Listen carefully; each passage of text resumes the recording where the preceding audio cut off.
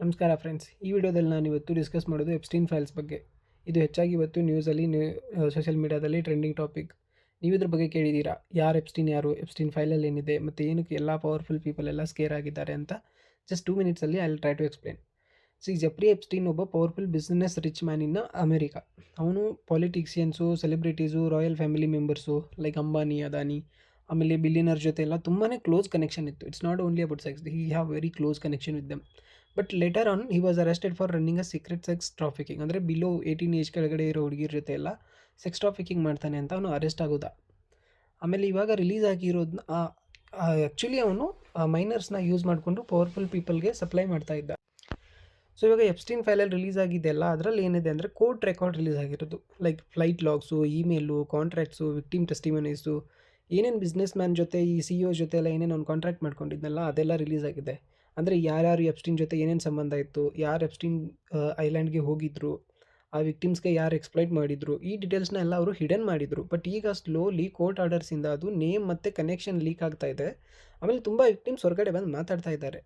ಏನಕ್ಕೆ ಅಷ್ಟೊಂದು ಸ್ಕೇರ್ ಅಂದರೆ ಇವರೆಲ್ಲ powerful actually. Presidents, billionaires, actors, ಇವ್ರುಗಳು ಮಾತ್ರ ಅಲ್ಲಿ ಆ ಒಂದು ಐಲ್ಯಾಂಡಲ್ಲಿ ಇನ್ವಾಲ್ವ್ ಆಗಿದ್ದು.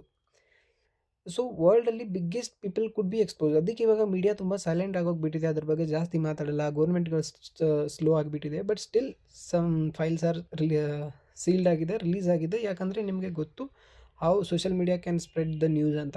So what happen to Epstein ಅಂತಂದರೆ 2019 ಅವನು ಅರೆಸ್ಟ್ ಆಗಿದ್ದ. ಆವಾಗ ಸುಸೈಡ್ ಮಾಡ್ಕೊಂಡ ಅಂತ ಹೇಳ್ತಾರೆ. ಬಟ್ ಅದು ಯಾರು ನಂಬಲ್ಲ ಆ್ಯಕ್ಚುಲಿ ಅವನು ಸುಸೈಡ್ ಮಾಡ್ಕೊಂಡಿದ್ದ ಅಂತ. ಯಾಕಂದರೆ ಅವಾಗ ಕ್ಯಾಮ್ರಾಸ್ ಯಾವುದು ವರ್ಕ್ ಆಗ್ತಿರ್ಲಿಲ್ಲ, ಗಾರ್ಡ್ಸ್ ಎಲ್ಲ ಮಲಗಿದ್ರಂತೆ. ಸೊ ಹಿ ವಾಸ್ ಸೈಲೆನ್ಸ್ ಅಂತಲೂ ಹೇಳ್ತಾರೆ.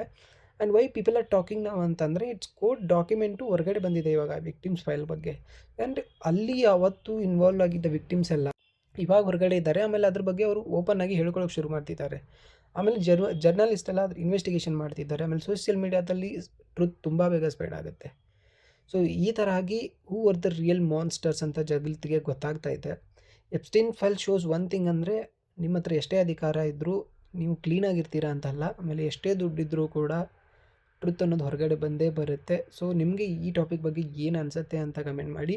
ಆಮೇಲೆ ಇಂಡಿಯನ್ಸ್ ಯಾರದೇ ಇವಾಗ ಅನಿಲ್ ಅಂಬಾನಿ ಅವ್ರದ್ದು ಇದು ಬರಲಿ ಅಥವಾ ಮೋದಿ ಅವ್ರದ್ದು ಹೆಸರು ಬರಲಿ, ಎಲ್ಲ ಕನೆಕ್ಷನ್ ಇರೋದು ಪಾಲಿಟಿಕಲ್ ಮ್ಯಾಟ್ರ್ ಬಗ್ಗೆ ಡಿಸ್ಕಷನ್ ನಡೆದಿದ್ದೇ ಹೊರತು ಮೈನರ್ ಗರ್ಲ್ಸ್ನ ಯೂಸ್ ಮಾಡ್ಕೊಂಡಿದ್ರೆ ಯಾವುದ್ರ ಬಗ್ಗೆಯೂ ನಮ್ಮ ಇಂಡಿಯನ್ಸ್ ಕೈವಾಡಾಗಿಲ್ಲ. ಸೊ ಸೋಷಿಯಲ್ ಮೀಡಿಯಾದಲ್ಲಿ ಕಾಂಗ್ರೆಸ್ ಅವರಾಗಲಿ ಅಥವಾ ಬೇರೆ ಪಕ್ಷದವರಾಗಲಿ ಮಾಡೋ ಒಂದು ಸುಳ್ಳು ಊಹಾಪೋಹಗಳನ್ನ ನಂಬೇಡಿ. ಆ್ಯಸ್ ಪರ್ ಐ ರಿಸರ್ಚ್, ನಮ್ದು ಇಂಡಿಯನ್ಸ್ದು ಯಾವುದು ಆ ಒಂದು ಇದಕ್ಕೆ ಬಂದು ಇನ್ವೆಸ್ಟ್ಮೆಂಟ್ ಮಾಡಿ ಅಥವಾ ಬೇರೆ ಟ್ರಂಪ್ ಜೊತೆ ಮಾತಾಡೋ ಡಿಸ್ಕಷನ್ ಎಲ್ಲ ನಡೆದಿದ್ದೇ ಹೊರತು, ಯಾಕಂದರೆ Epstein was very close related to the Trump, ನಡೆದಿದ್ದೇ ಹೊರತು ಯಾವುದೇ ಒಂದು ಪ್ರೂಫ್ ಆಗಲಿ ಆ ಮೈನರ್ಗಳ ಜೊತೆ ಇನ್ವಾಲ್ವ್ ಆಗಿರೋದು ಒಂದು ಯಾವುದೋ ಘಟನೆ ಆಗಲಿ ಇಂಡಿಯನ್ಸ್ ಬಗ್ಗೆ ಇಲ್ಲ. So this is the clarity. ನಿಮಗೆ ಏನು ಅನಿಸುತ್ತೆ ಕಮೆಂಟ್ ಮಾಡಿ. Thank you guys.